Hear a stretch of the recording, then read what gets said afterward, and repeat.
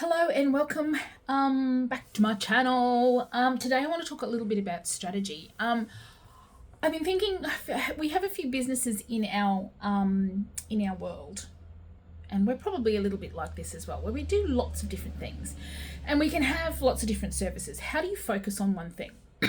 Now, when you're a large business, so I'm just going to move my camera back. When you're a large business, you can focus on lots of different things. You can you have staff, you have teams, you have the resources to do that. But when you're just starting out, you've got all these skills, and and I'm talking specifically too about.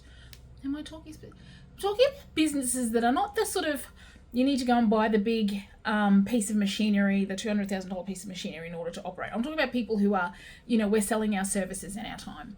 So you've got a lot of products, potential products. You may have 10 products. You might be, just thinking for an example, you might do cultural awareness training. You might be able to organize events. You may be able to do some writing. You may be able to do some consultancy. And before you know it, once you start outlining it, you've actually got about 10 different types of products. So where do you start?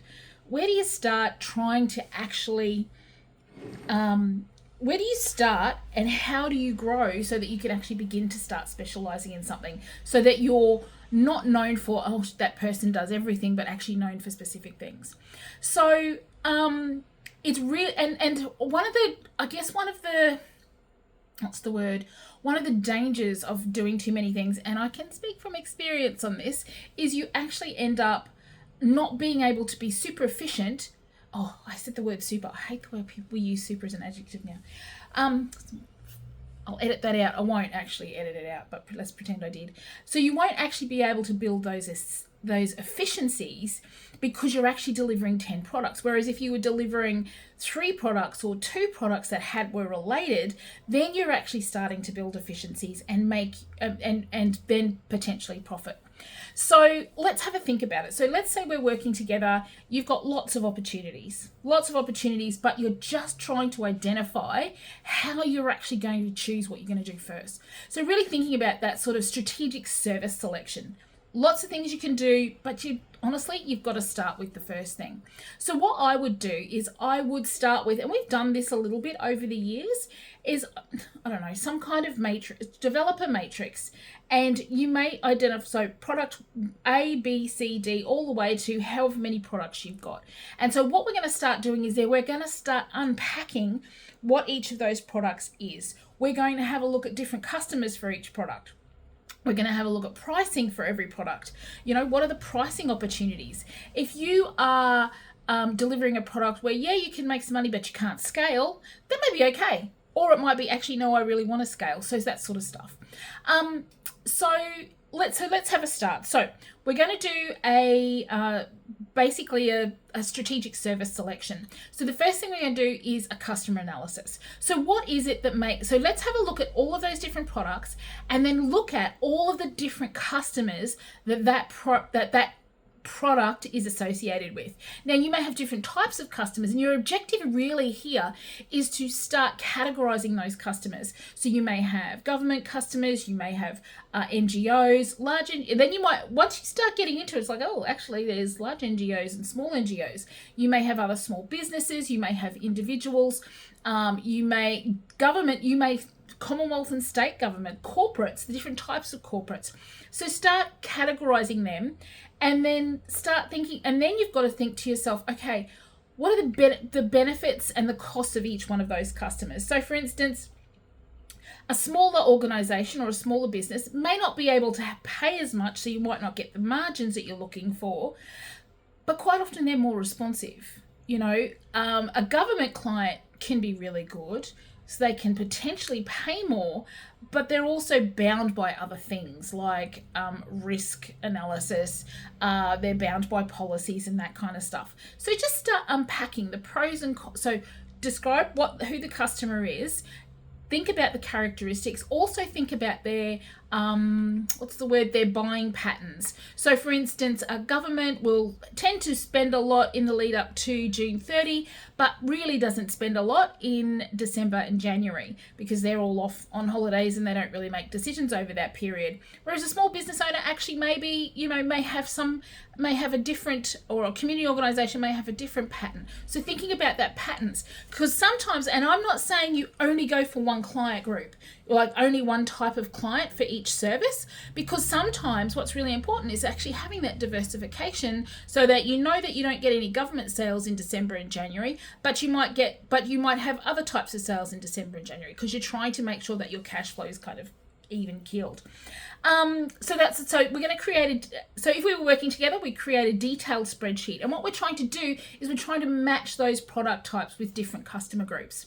The next thing that I think we'll do, and I don't actually think that these come in any particular order, but what we want to do is we also want to do a pricing strategy. We actually want to look at how much we can earn from each individual product and matching against individual business owners. And then we're also thinking, jumping forward a little bit, is what is it that we actually want to do? What sort of business do we actually want to have? Which is probably the first thing that we should have looked at. A little bit out of order. So what we want to do is we want to make sure that we're creating product lines that are profitable and allow us to build a sustainable business. And we really want to make sure that we have a competitive price in there. So we'll probably, in that pricing strategy, we'll do some research. What are other people charging? We may actually also have a range of pricing that we do. I know that particularly right now, it's 2024, August 2024, and we're actually in a bit of a cost of living crunch. So if you're selling products that are kind of optional, they're something that we would buy if we've got spare money, but they're not necessarily something that we need, you may be in trouble right now. So you probably want to have a pricing strategy where you can go, this is our lower end pricing, it's a bit cheaper for people so that they can afford, still brings cash in, still brings jobs in so that you're actually working. But then you'll have a higher end price product where, where a larger organization might buy it, and where, when people have extra cash, that's when they can spend it. So we want to talk about that. The other thing that we want to do is a competitor analysis. So we want to have a look and see what's out there in the market. One of the really important things also is, so let's be, we be objective. We see who our competitors are out there. One of the things I always like to say, don't forget your competitors can be your collaborators as well. You can engage, you can reach out to your competitors, and I highly recommend this. If you've got extra work, if they've got extra work and they can't fulfill their contract, say, hey, if there's ever a time you're too busy and you need an extra set of hands, call me.